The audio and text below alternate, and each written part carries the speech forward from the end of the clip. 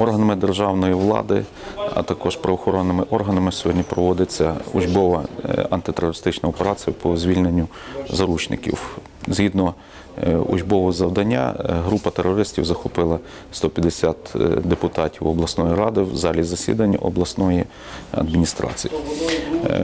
Міліція та інші правоохоронні органи активно залучені для проведення цієї учбової антитерористичної операції, виконують свої завдання. Мета проведення цієї учбової антитерористичної операції – це злагодження всіх структур силових підрозділів, також органів самоврядування та державної влади при ймовірній антитерористичній загрозі.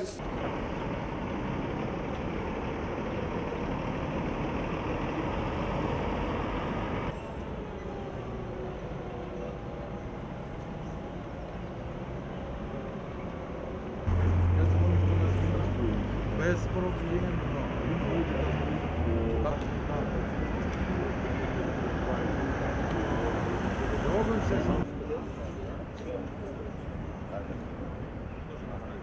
Коля.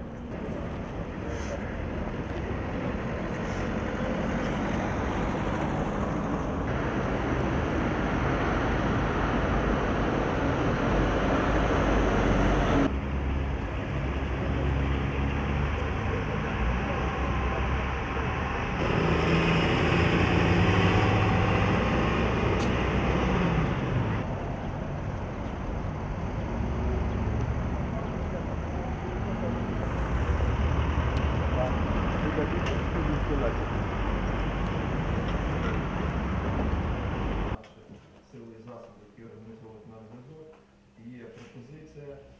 Працює організація зв'язку після завершення заходів нам забезпечувати передачу документальних матеріалів у випадку спроби їх звільнення. Окрім того, оголосили про замінування окремих. Ми просимо отримати дозвіл на проведення учбової антитерористичної операції.